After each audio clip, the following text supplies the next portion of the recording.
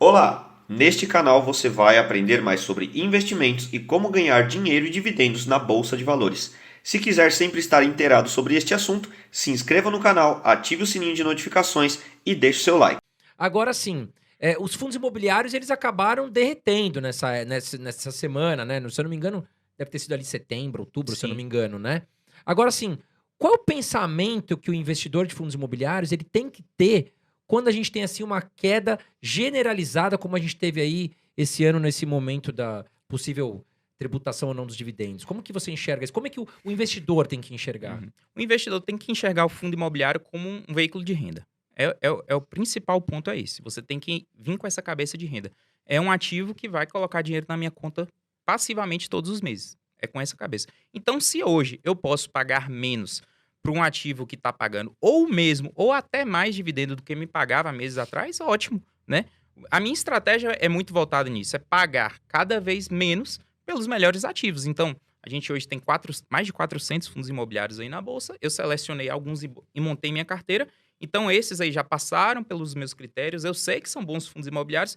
E quanto menos eu pagar por eles, melhor para mim. Né? Se nada aconteceu dentro do fundo imobiliário, se ele continua distribuindo a renda e essa renda é recorrente para os próximos meses e anos, ótimo. Quanto menor eu puder pagar, melhor. Você sabe o que eu sinto, Carol e Gabriel? Por exemplo, vamos imaginar o seguinte, né, você tem uma casa na Faria Lima. Vamos Uhum, colocar na a realidade, fundos de lajes, uhum, né, que você pode alugar aquele andar comercial. Por exemplo, na Faria Lima, você passa lá, é uma das avenidas, se eu não me engano, com o metro quadrado mais caro do Brasil. sim, Então, pô, não vai acabar ali aqueles prédios maravilhosos, não vão deixar de existir. O home office, ok, até acontece, mas acredito que o modelo híbrido chegou para ficar. O cara trabalha em casa, mas trabalha na laje. E aí, Gabriel, você paga assim R$ 100 num fundo híbrido. No fundo de lajes, por exemplo. uhum, Pô, caiu para 70, porque vários derreteram, né? O que eu sinto é que as pessoas, ao invés de ficarem felizes em poder. Porque assim, a gente estava até conversando nos bastidores. Imagina o seguinte, você que tá aí. Você pagou R$ 100 num fundo de lajes e ele te retorna R$ 10 ali por mês de aluguel, tá certo? Ele voltou para 70 porque ficou mais barato, mas ele continua te pagando os mesmos 10. Ou seja, você pode comprar mais cotas desse fundo em desconto e manter a sua renda, aumentar a sua renda de forma mais rápida. Mas eu vejo que as pessoas não enxergam dessa sim, forma, né, Gabriel? com Elas certeza. ficam, parece que elas querem comprar na alta e vender na baixa. Você não sente isso? Sim.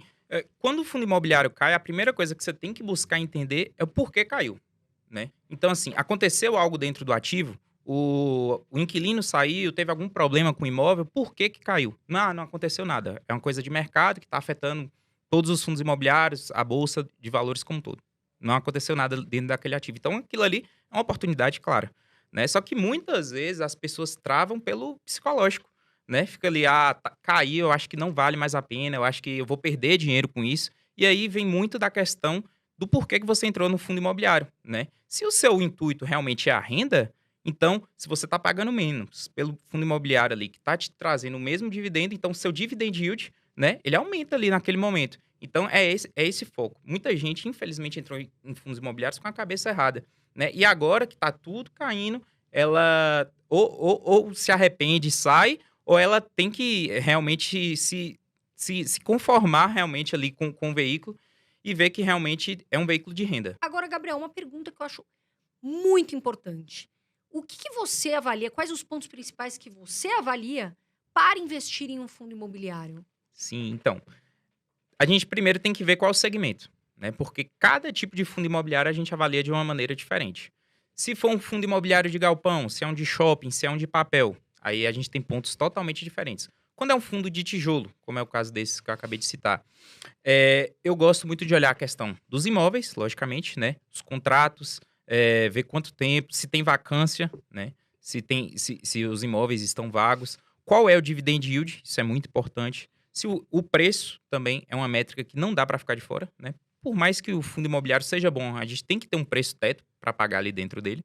Então é basicamente assim que eu avalio um fundo de tijolo. Quando a gente vai falar dos outros segmentos, por exemplo, fundo de papel, né, que são CRIs, que são dívidas imobiliárias, então não é o tijolo propriamente dito ali dentro, a gente tem que olhar muito para o preço. Né? Eu acho que é o principal erro que a galera comete é olhar somente o dividendo, porque esse fundo imobiliário tem uma tendência natural de trazer mais dividendo, né? e paga qualquer preço. Então, eu gosto de utilizar aquela métrica PVP para avaliar o fundo de papel, né? PVPs acima de 1,2, na verdade, né? Que indica 20% acima do preço, eu já acho caro e eu paro de comprar ali. Então, é uma métrica, para mim, primordial para fundo de papel. E para fundo de tijolo seria um? Para fundo de tijolo, eu gosto de utilizar outras métricas. Por quê? O PVP ele não é tão direto para fundo de tijolo. Né? Fundo de papel são dívidas imobiliárias. Então, a gente tem ali uma questão contábil muito certinha. A gente sabe quanto que tem ali de patrimônio, então, se está acima, ele já está sendo negociado acima.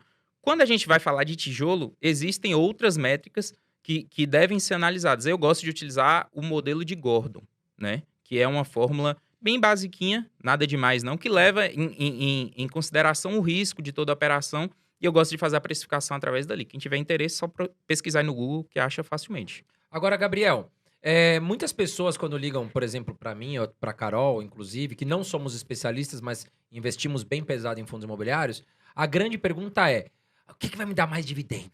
Aonde que eu vou ganhar mais dividendo? E a pergunta é essa. Uhum. Então, você fala assim: olha, esse fundo é legal, tal, ele paga ali 11, 12. Não, quero mais. Tem uns que pagam 19. Me conta esses aí. O que você acha? Você costuma olhar, putz, o fundo que paga mais dividendos, ele é o melhor para se investir ou às vezes pode ser uma furada? Nem sempre. Nem sempre é o melhor, mas lógico que quando a gente vai investir em fundo imobiliário, a gente quer dividendo, né? Todo mundo tá pelo dividendo, mas a gente tem que, mais uma vez, se você pegar a lista dos 20 fundos imobiliários que mais distribuíram dividendo, com certeza você vai ter muita coisa boa, mas vai ter muita pegadinha ali dentro também. Então, você tem que saber analisar o porquê que aquele fundo imobiliário está trazendo tanto dividendo, né? Então, lógico, os investidores mais arrojados, vamos dizer assim, são aqueles caras que têm... eles querem mais risco, mas querem um retorno maior também. Então, eles estão mais expostos a fundos de papéis, né? Pouco a fundos de tijolo. Então, pode ser um erro muito, muito grande, mas assim, a gente tem muita coisa boa lá dentro também. Então, eu acho que é bom avaliar para você entender de fato o que é bom e o que não é. Conseguir separar ali. Um outro vídeo do nosso canal. Muito obrigado e até o próximo.